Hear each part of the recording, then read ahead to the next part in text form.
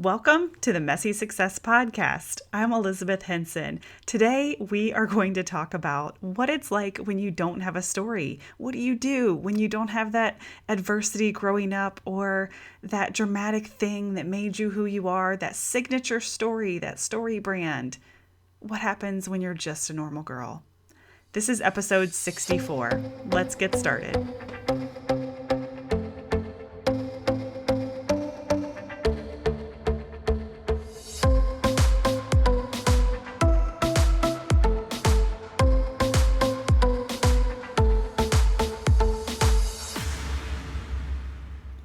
Hey, you guys, welcome. Elizabeth here. If you have been a listener for a long time, you're probably like, what is going on? Where's the intro? What's happening? Yes, it is time for a new intro, you guys. The time has come that my intro is just outdated. It says 6 years. I've been in business 8, almost 9 years now, and I'm just ready. But I didn't quite feel ready to commit and to sit down to come up with a whole fancy new intro. So I listened to some of my favorite podcasts and what the different podcasts are doing. And to be 100% transparent, as I always am, I'm just going to experiment a little. I'm going to try out some new things. We're going to try some different intros. I'm going to practice talking about myself in some different ways and just see what feels right moving forward. So for now, it's just going to be simple and we're just going to keep things as consistent as possible. But I also really enjoy just allowing you guys to kind of see the messy and the imperfect and the behind the scenes. Like, this is the place that I just share all the behind the scenes of what's going on in my business. So that's something that's going on. We're working on a new intro, my friends, and I just don't know what it's going to be yet. So if you have any feedback or if there's anything that stands out to you, I would love to hear from you guys. So today's episode is going to be pretty short and sweet, but there's a couple things that are kind of on my mind, on my heart after some recent masterminds and coaching calls. And the first one is, what do you do when you don't have a story? Like, that is me, you guys. This is a constant thing that kind of comes up where, I don't have a story, like a signature story. I grew up with beautifully supportive parents and, we lived in a wonderful neighborhood and a nice home. I had friends growing up. I really can't complain about my childhood. I don't have this like homeless to Harvard story, right? I don't have a story of growing up poor. I don't have a story of, growing up with divorced parents or single parent or, yeah, it's not that interesting. Now, of course, there are like some milestones, some things that really stand out to me. So, I was an athlete and I was a late blooming athlete. So I didn't even start playing sports until 7th grade when they were, in school. And I was the underdog because everyone else that I was playing field hockey and soccer with, had played, at least soccer, had played since they were little, right? Like, that's kind of what you did. You started playing soccer when you were young. And I was always the underdog. Like, I didn't have this athletic background necessarily. Do I think genetically I was probably a little bit gifted? Sure. But, I didn't start playing sports at 5 or 7 or even 10. I just picked up my first field hockey stick in 7th grade because I got cut from the volleyball team. I tried out for volleyball and I didn't make it. So field hockey was the only sport that didn't make cuts. So that's what I did. And I think because, I had wildly supportive parents that told me I could do anything that I put my mind to, I never really, thought much about it. I just kept going. I kept trying. I kept pushing myself. I knew I wanted to be an athlete, and that's just what I did. I figured it out. And then fast forward to, high school, and I realized that I wanted to play in college. And, there was other coaches in the area and officials, referees, whatever you want to call them, that told me that I wasn't good enough, to play Division I or to play at the schools that I wanted to play at, Old Dominion, which is where I ended up, or University of North Carolina. And there was definitely people that said that I would not be able to do that. And that's exactly what I did. So I think there's some little shining moments like that. There's some little things that I think helped, kind of carve my character. But in a recent mastermind call, we were talking about this, and, I was like, you guys, like, I'm just one of those people that doesn't really have a story. Like, I don't have that signature thing to talk about. And yet my friend Sharon was like, no, you're definitely like the cafeteria story. Like, that is you, the nobody sits alone, you can sit with us type of mentality. And I was like, okay, well, I don't know how to really make that my story. I have to really sit back and think. And, I think in high school, I was definitely like, the person that had friends in all different groups. I didn't really identify with like, the preps or the drama club or band, or, of course I had athletic friends that, but I had friends in all different groups. And, people would say things like that to me, or I decided that I would look at my yearbook just to see what I could uncover. And people would say things like, you made me feel comfortable in an uncomfortable situation, or, you were always so nice, even though I was brand new to the school. So again, it's like there's these little golden nuggets of my past, but like still not homeless to Harvard, you guys. Still pretty normal. And then, I did start dating interracially in high school. There was, like, some uncomfort there among peers or grown-ups, teachers. I remember being treated a little bit differently by,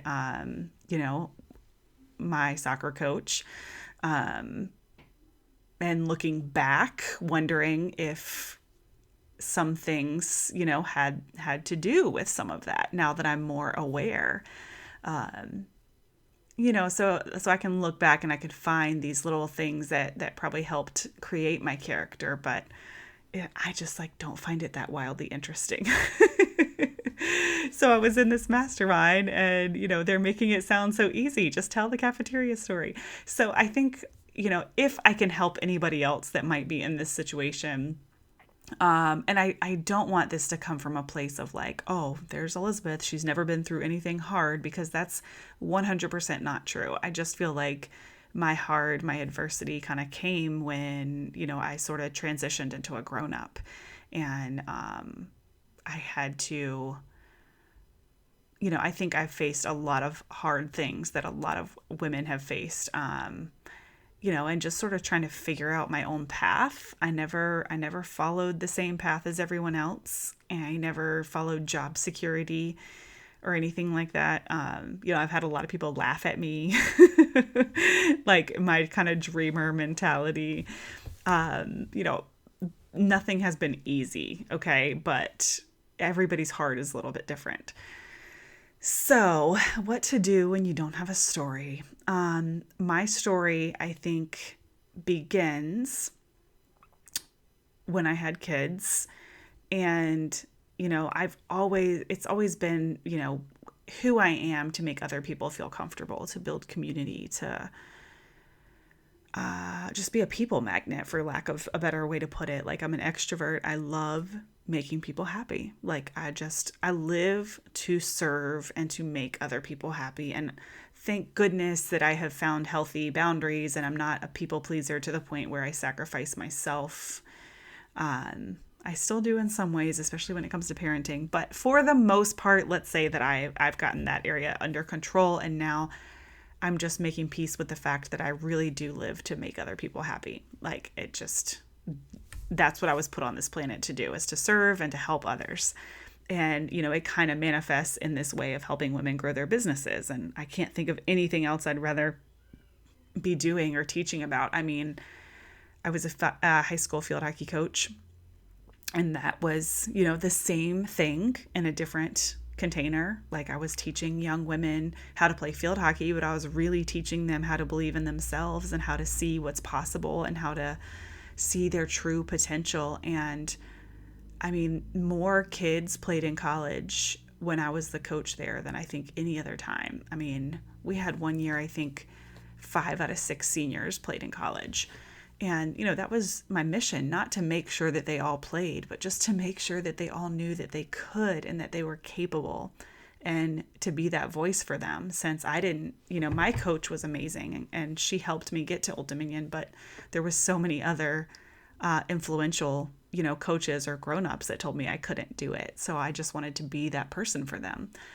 And I really was. I still keep in touch with so many of those amazing women today. And then, I became a high school art teacher. And of course, I was teaching art. But to me, again, showing these kids what's possible was what really made me happy. And then now I have my own kids. And, I'm helping women grow their businesses. And, I remember when I only had Gracie, I believe Maddie might have been a baby. And there was a incident at the high school up the street. I've probably told this story before, but again, it's my story, so I have to tell it multiple times. And this high school kid committed suicide in the bathroom in the school right up the street, the school that my kids are, scheduled to go to. And it just hit me really hard, I think, because I was a teacher and because I am this, person who cares so deeply about other humans.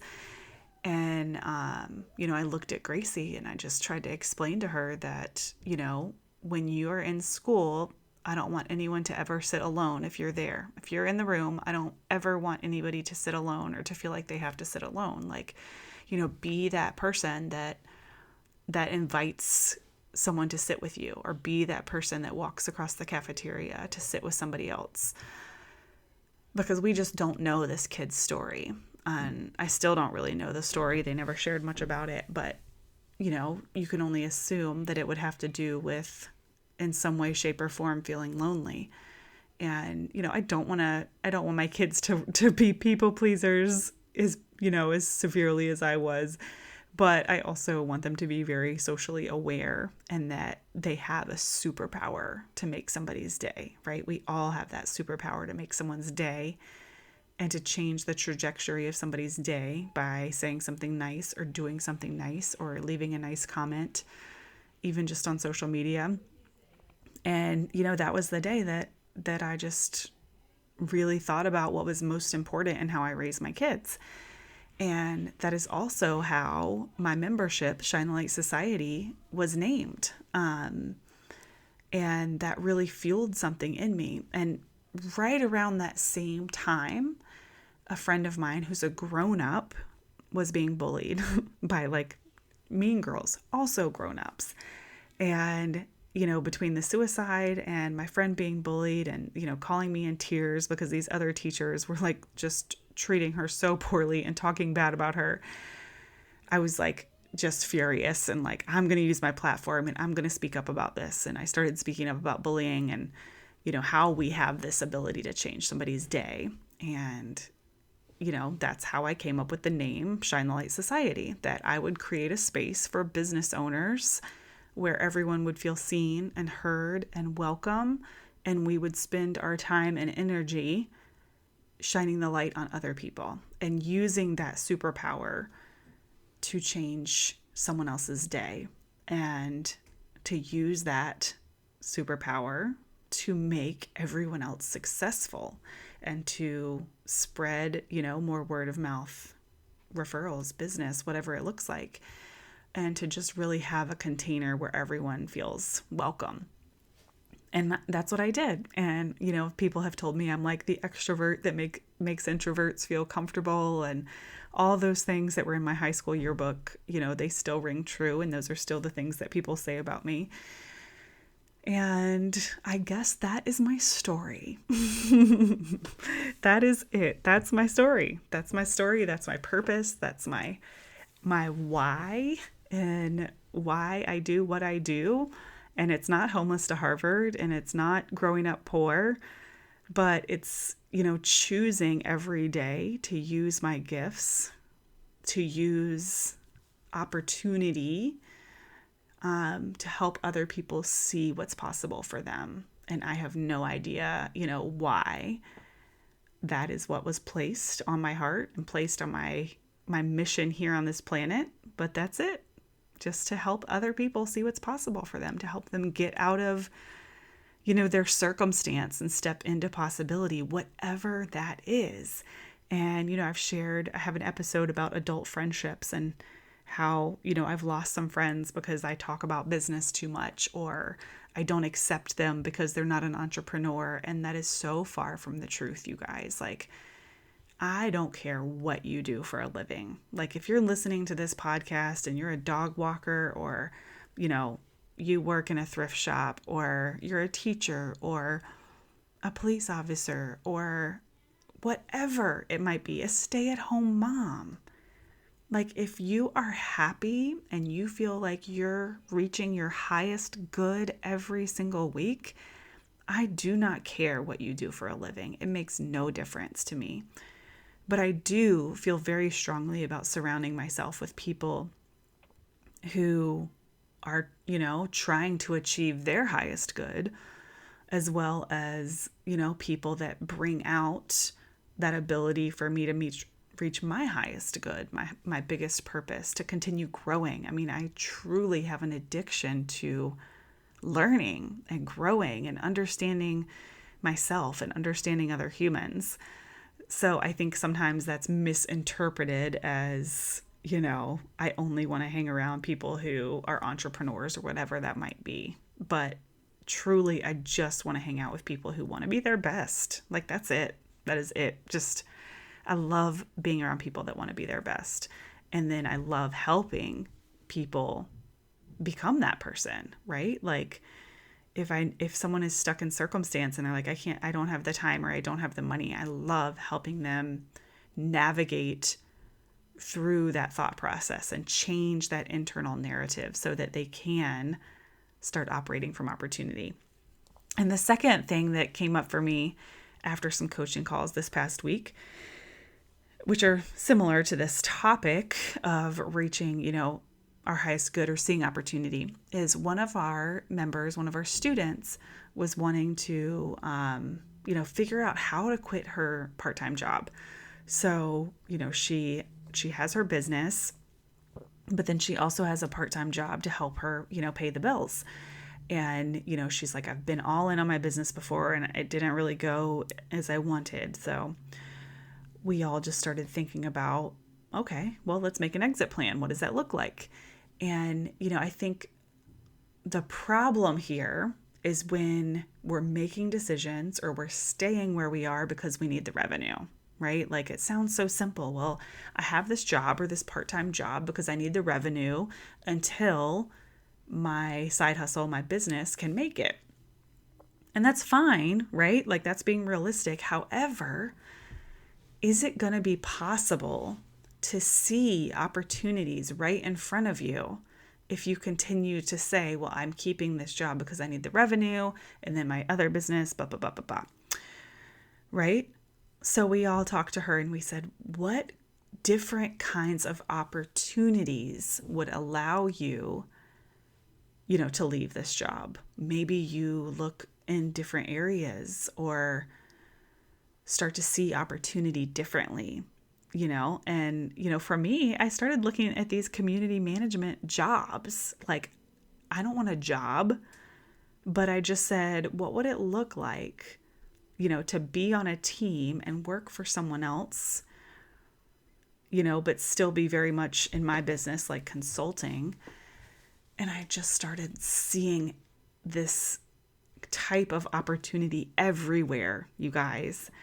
And just applying for a quote unquote job is going to put you in conversations or interviews that help you learn about yourself and help you see things differently.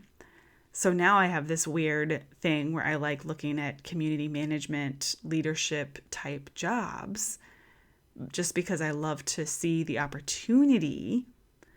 And then if I apply and it lands me a conversation that helps me learn, then it's a win, right?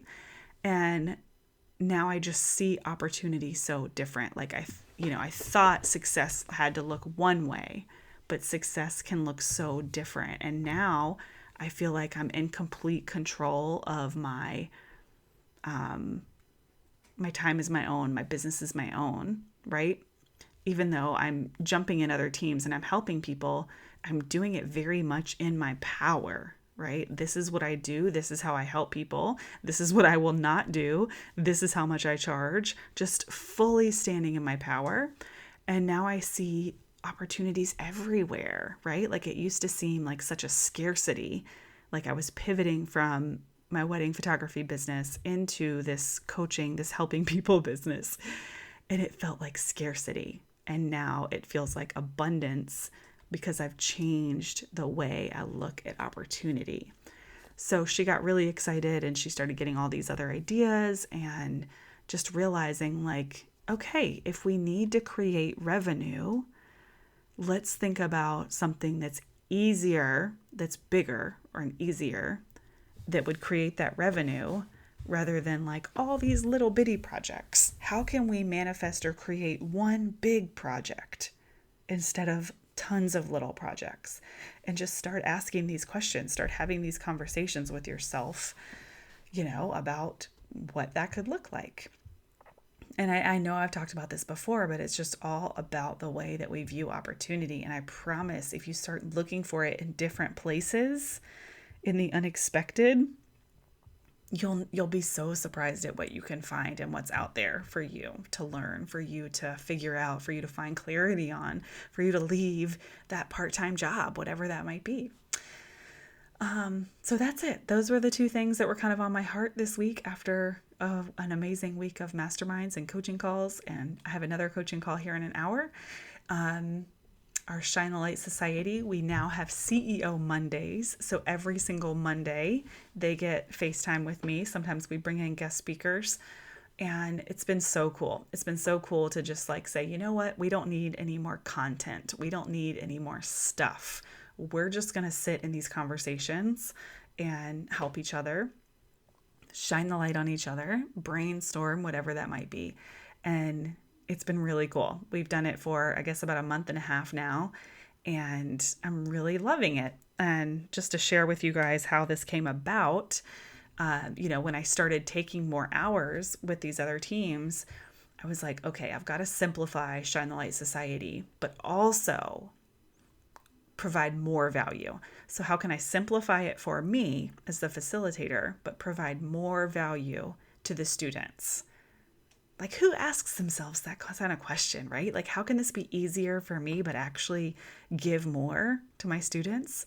Doesn't that sound so backwards? Like, no, people just assume, oh my God, I got to do more to give more. I got to do more to create a better experience. No. So rather than, having the meeting times like fluctuate, I added more meetings, but kept them at the exact same time every week. So it is a little bit more of my time, but it's actually less of my headspace because now I'm not worried about posting the other days or creating content. I just meet with them every single Monday. And that's it. I block off that 1 hour every single Monday. And that's it. It's light and it's easy for me, but it created more value for them because they get more time, with each other and with me. So you'll never know, how you can change things up to be light and easy if you don't ask yourself, right? So that's kind of a fun little tidbit how CEO Mondays came to be. And by the time this episode goes live, our doors for Shine Light Society will be open. So you can go to shinelightsociety.com and check that out if you would like to join us. And I hope that you will. This is our first affiliate launch, so I'm really excited to see how that goes. You guys know I'll be back next week sharing with you how everything has been going. But yeah, that was my episode today. I can't wait to hear from you. If you feel like you're struggling to come up with your story, I would love to know if this was helpful or not. If you have no idea where to start, just think about your core values. What's like the one most important thing to you on this planet, in this life? And how can you take that one thing that's the most important thing to you and turn it into a core value or some type of story? All right, you guys, thank you so much for being here. If you enjoyed this episode, share it, leave me a comment, send me a DM, anything. You guys know that I absolutely love to hear from you, and it makes my day to know that this has somehow helped you.